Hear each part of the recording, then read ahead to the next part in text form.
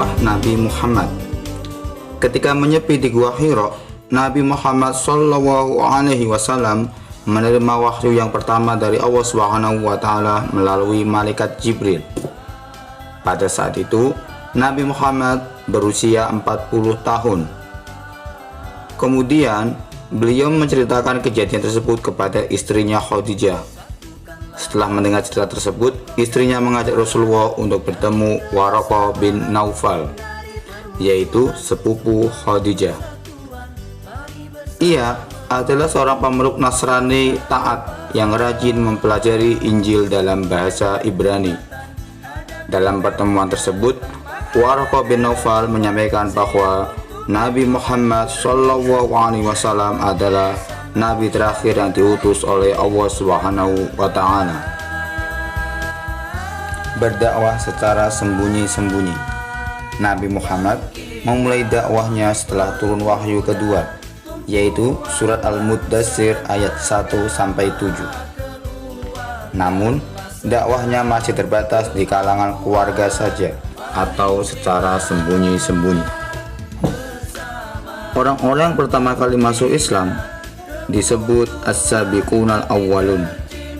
Mereka mendapat pengajaran agama Islam langsung dari Nabi Muhammad di rumah Arqam bin Abil Arqam. Dakwah ini berjalan selama 3-4 tahun. Berdakwah secara terang-terangan. Pada tahun keempat kenabian, turunlah perintah Allah SWT yang memerintahkan untuk berdakwah secara terang-terangan, yaitu surat Al-Hijr ayat 94.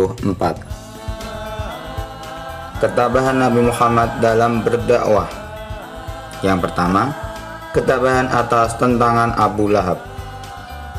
Setelah Nabi Muhammad mengumpulkan kaum kafir Quraisy di Bukit Sofa, Nabi Muhammad mengatakan bahwa beliau adalah utusan Allah SWT. Kemudian, paman Nabi yaitu Abu Lahab mencaci dan memaki-maki Nabi Muhammad SAW, sehingga turunlah surat Al-Lahab ayat 1-5.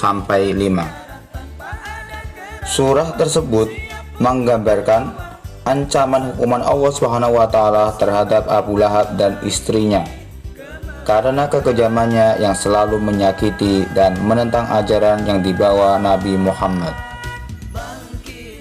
Yang kedua, ketabahan atas tentangan pembesar Mekah.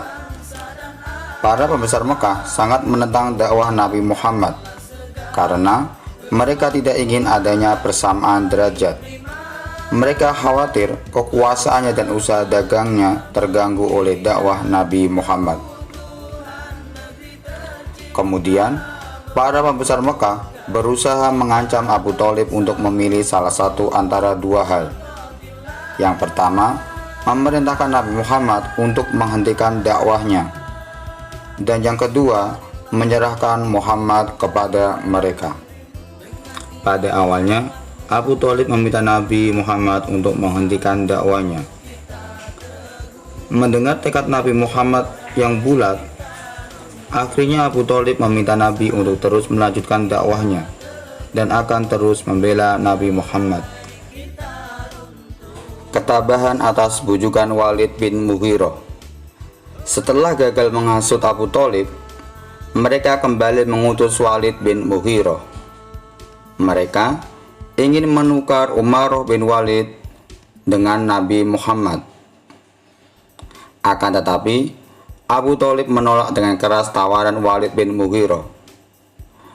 Abu Thalib tidak habis pikir dengan kaum Quraisy yang menyuruhnya mengasuh anak mereka dan memintanya menyerahkan Nabi Muhammad untuk mereka bunuh. Yang keempat, ketabahan atas bujukan Utbah bin Rabi'ah. Karena jalan kekerasan tidak membuahkan hasil, mereka mencoba dengan cara lain, yaitu dengan menyuruh Utbah bin Rabi'ah untuk menawarkan harta, takhta, dan apapun yang diinginkan Nabi Muhammad, asalkan mau menghentikan dakwahnya.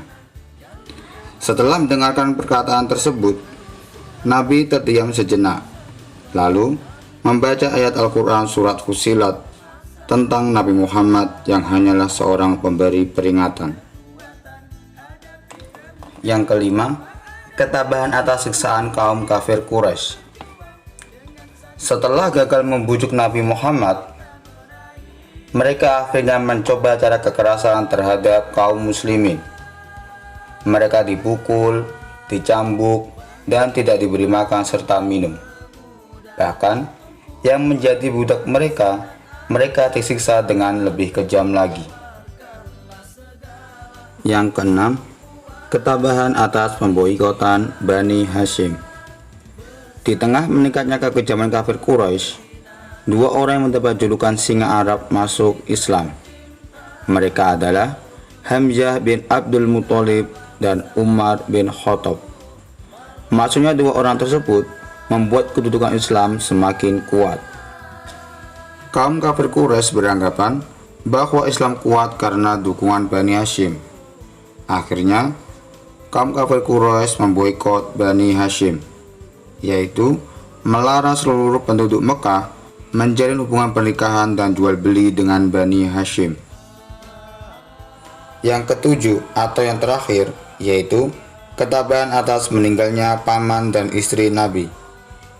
Setelah terbebas dari pemboikotan, beberapa bulan kemudian Abu Thalib wafat pada usia 87 tahun. Beberapa hari setelah meninggalnya Abu Thalib, Bunda Khadijah pun wafat dengan tenang. Lengkap sudah penderitaan dan cobaan Nabi Muhammad.